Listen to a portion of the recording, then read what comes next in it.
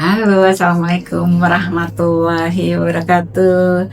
Jumpa lagi bersama saya Hana AS dari Ruang Hening, salah satu uh, praktisi di Ruang Hening. Terima kasih kalian sudah bergabung bersama kami. Mari kita berbincang bersama-sama.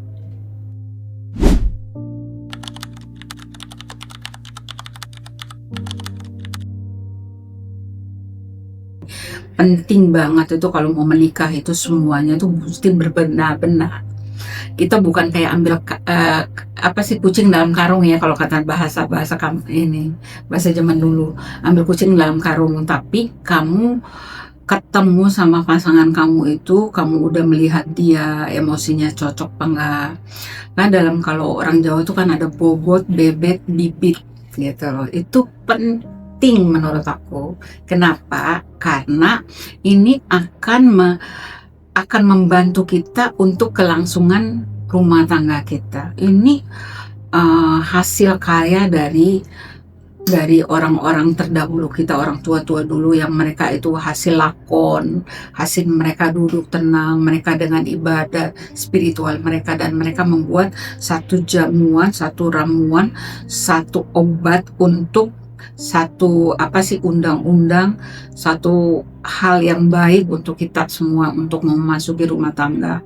Untuk apa? Supaya kita diringankan ke depannya.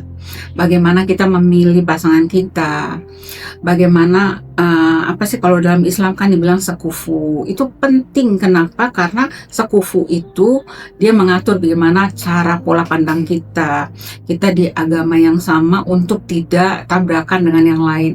Karena menikah itu hal-hal yang kecil aja itu udah bisa menjadi tabrakan, apalagi hal-hal iman dan hal-hal lain itu bisa menjadi tabrakan. Jadi itu harus dibicarakan dengan baik semuanya, diterima dengan baik. Kalau kita udah tahu pasangan kita modelnya seperti apa, kelemahannya, kelebihan dia cepat respon di sini, dia cepat lemahnya di sini. Ada hal-hal yang kecil aja gini loh. Ada banyak berantem orang, masalah-masalah itu cuma masalah di perut gitu. Misalnya ada laki-laki yang nggak kuat kalau lapar. Jadi kalau makanan belum selesai, misalnya sama istrinya itu belum sajikan makanan, atau dia kalau pergi terus istrinya tidak sajikan makanan di tempat untuk dia siap-siap kalau lagi apa-apa dia makan, atau istrinya bisa bantu dia untuk cari makanan, itu jadi masalah. Jadi hal-hal yang remeh-temeh gitu, misalnya kan biasa kita suka dengar gitu loh, taruh handuk aja di tempat yang salah aja udah jadi berantem gitu loh. Pulang terus sepatunya ditaruh di mana, kos kakinya di mana, besok carinya susah, berantem dan sebagainya. Nah, itu bukan hanya finansial, tapi hal-hal yang menurut kita kecil, tapi ini harus dibicarakan. Bicarakan yang paling pendekatan, yang paling penting itu yang misalnya, kan aku nggak perlu pacaran banyak, benar, sepakat gitu loh. Masing-masing orang dengan ini, pendekatan itu bukan berarti pacaran dan sebagainya gitu loh, tapi kita mengetahui siapa yang misalnya ta'aruf, kita dikasih ta'aruf sama orang, kita mesti tahu, oh dia dari mana, keluarganya siapa. Kita ngeliatin keluarganya siapa itu bukan mereka punya sesuatu yang ada di rumah mereka gitu loh, tapi dari rumah itu kita bisa tahu persis orang itu dia seperti apa. Kalau dia orang kaya, kebiasaan dia pasti kita bisa ukurnya di mana. Kalau dia orang yang tidak punya, kebiasaan, ketakutan dia di mana. Itu kita bisa tahu gitu. Nah, dari situ baru kita bisa kesepakatan yang lain. Masalah uang, misalnya pendapatan istri lebih besar daripada suami, bukan masalahnya di ekonominya, bukan masalahnya di uangnya, pendapatannya enggak, tapi masalahnya di emosinya gitu loh, di mentalnya si laki-laki itu.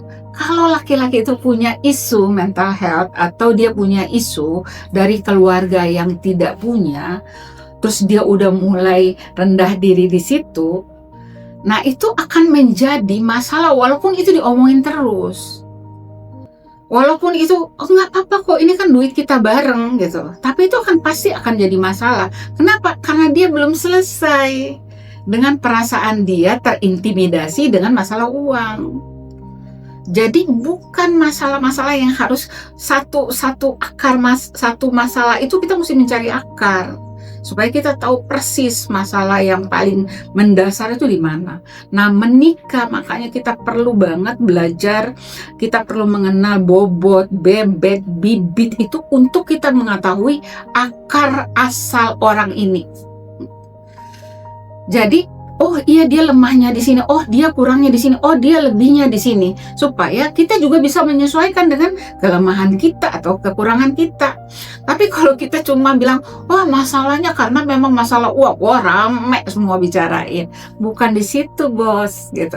Tapi masalahnya bagaimana kita men-treat diri kita, pasangan kita untuk bisa menerima semuanya dengan jelas, dengan tenang, dengan pemahaman yang baik, baru bisa kita mengeluarkan pendapat.